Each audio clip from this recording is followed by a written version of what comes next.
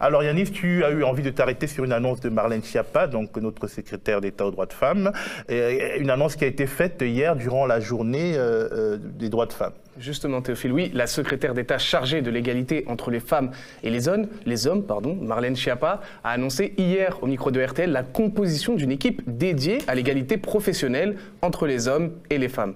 Le Forum économique mondial a calculé que l'égalité professionnelle au niveau mondial, elle serait atteinte en l'an 2234. Donc tout l'enjeu de la France, c'est de reprendre une position de leader mondial sur ce sujet et de ramener ce chiffre à la fin du premier quinquennat d'Emmanuel Macron. On est le premier pays européen à créer cette task force publique-privée. Donc là, on n'est pas dans la loi, on est dans l'action.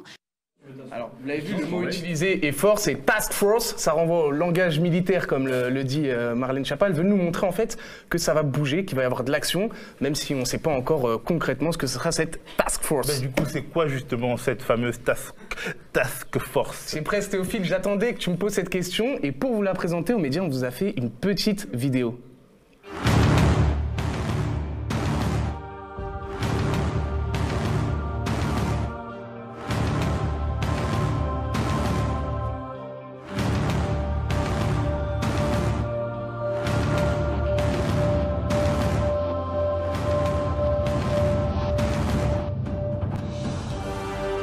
Task Force pour l'égalité homme-femme. Voilà, vous l'avez vu, dans cette task force, il n'y a que des chefs d'entreprise, hein. Pas de syndicats, pas d'associations, mais bon, on se dit que leurs entreprises doivent quand même être des exemples en matière d'égalité homme-femme, puisqu'ils sont dans la task force.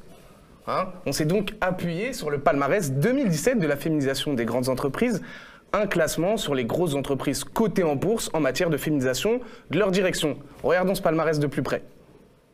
Alors, ce palmarès qui va arriver, Task Force, le palmarès féminisation des grandes entreprises.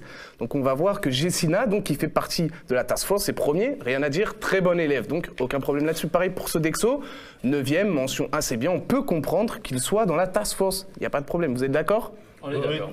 Voilà. En revanche, ce qui est plus étonnant, c'est qu'il faut descendre pour trouver Schneider Electric 36e, et ça descend encore plus loin pour LVMH, puisque 48e. Alors s'il respecte les 40% de droits des femmes, on voit qu'il n'y a pas de femmes présidentes au conseil, qu'il n'y a pas de femmes présidentes de comité, et encore plus, alors là, attention, sur l'objectif de mixité de la rémunération, eh bien c'est non. Ah ben dis donc, c'est pas très glorieux tout ça, Yanis.